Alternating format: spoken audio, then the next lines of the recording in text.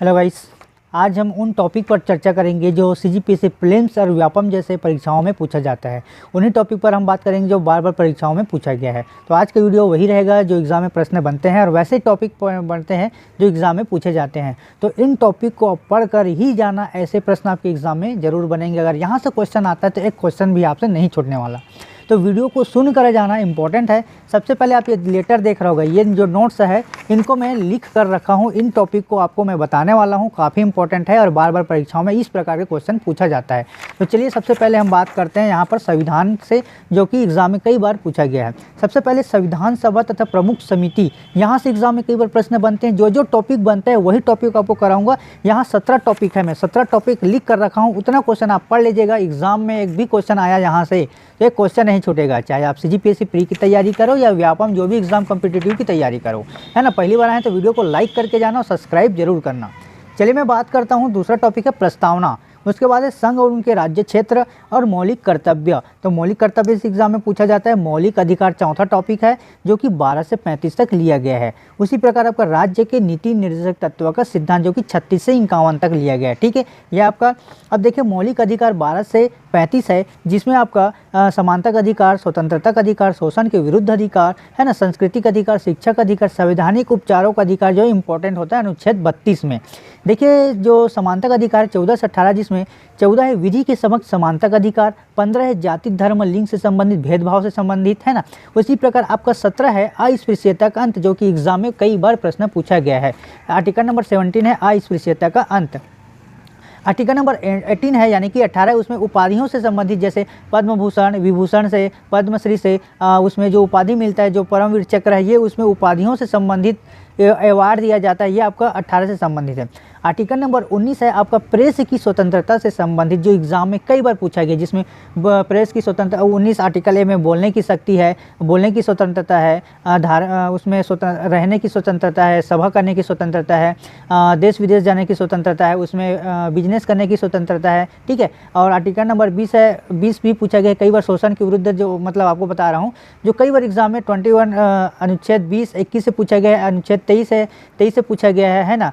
और जो जो टॉपिक एग्जाम में पूछा जाता है वो टॉपिक आपको कवर कराते चलूँगा। उसी प्रकार यहाँ पर मौलिक कर्तव्य आपका 51 कम रखा गया है, जो कि आपका एग्जाम में कई बार पूछा गया है, ठीक है। मौलिक कर्तव्य की संख्या कितनी है, तो 11 है। कौन से संविधान से लिया गया है, तो रूस के संविधान से। और जो मौलिक क्या बोलते हैं, राज्य के नीति निर्देशक तत्व, ये संयुक्त राज्य अमेरिका के संविधान से लिए गए, कौन से भाग में है, ऐसे ऐसे एग्जाम में प्रश्न बनते हैं। उसी प्रकार यहाँ पर कार्यपालिका शक्ति है, राष्ट्रपति आर्टिकल नंबर 52, वहाँ से कई बार एग्जाम में पूछा गया। राष्ट्रपति के निर्वाचन मंडल से पूछा जाता है, उनके पद से पूछा जाता है, राष्ट्रपति की योग्यताएँ से पूछा जाता है, उसके वेतनमान से पूछा जाता है।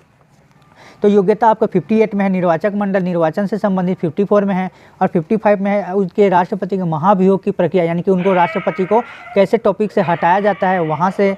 और साथ ही इनकी जो विधायी शक्तियाँ हैं वो टॉपिक एग्जाम में प्रश्न बनते हैं, है ना। तो यहाँ पर ध्यान दीजिएगा, इधर उधर ध्यान नहीं देना है। इसके बाद बात करूँ विधायी शक्तियाँ, उसके बाद धन विधेयक आर्टिकल नंबर 110 धन विधेयक से संबंधित है, कई बार एग्जाम में पूछा गया है।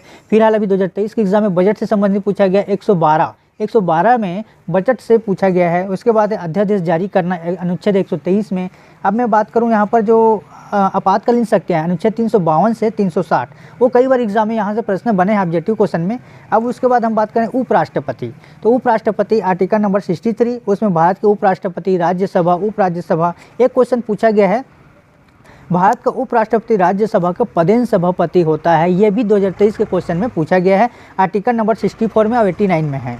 उसी प्रकार मैं बात करूं प्रधानमंत्री और मंत्रिपरिषद, ये भी एग्जाम में पूछा गया। ये आपका 74 से 75 76 उसकी नियुक्ति है। मंत्रिपरिषद की नियुक्ति कौन करता है, प्रधानमंत्री की नियुक्ति कौन करता है, लोकसभा, राज्यसभा, यहाँ से एग्जाम में प्रश्न बनते हैं। एक ना एक क्वेश्चन एग्जाम में प्रश्न जरूर बनता है। तो जो जो टॉपिक आपको मैं बता रहा हूँ उनको आप अच्छे से सुन कर जाएंगे, तो एग्जाम में अगर कोई भी क्वेश्चन आता है तो नहीं छूटेगा। तो इसको अच्छे से सुनिएगा, एनालिसिस करिएगा, तैयारी कीजिएगा। इसको तैयारी करने के लिए सबसे पहले आपको लूसेंट का बुक पढ़ना होगा। लूसेंट का आप अच्छे से कवर करोगे, इसके बाद आप ऑब्जेक्टिव क्वेश्चन लगाओगे, मौखिक टेस्ट दोगे, आपको कोई भी क्वेश्चन नहीं छूटेगा। अब मैं बात करूं यहाँ पर प्रधानमंत्री, मंत्रिपरिषद, अब संसद से क्वेश्चन भी पूछा जाता है। तो संसद 79 में है, और राज्यसभा, लोकसभा और राष्ट्रपति। संसद कितने लोगों से मिलकर बनता है, 3 लोगों से मिलकर बनता है, लोकसभा, राज्यसभा और राष्ट्रपति। उसी प्रकार कोई विधेयक धन विधेयक है या नहीं, इनका निर्णय कौन करता है, लोकसभा का अध्यक्ष करता है। ये भी एग्जाम में प्रश्न पूछा गया है। इसके बाद मैं बात करूँ भारत का महान न्यायवादी, जो एग्जाम में कई बार पूछा गया, फिर भी 2023 के एग्जाम में पूछा गया था CGPSC में आर्टिकल नंबर 76 में।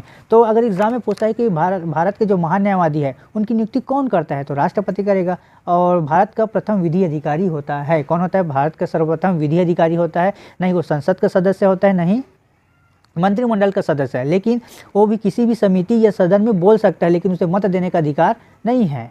और राष्ट्रपति के प्रसाद पर्यंत वो धारण करेगा अपना पद, ठीक है। और इसकी नियुक्ति कौन करता है? राष्ट्रपति। तो यह महान न्यायवादी से कई बार एग्जाम में प्रश्न पूछा जा चुका है, ठीक है। इसको अच्छे से कवर करके जाना।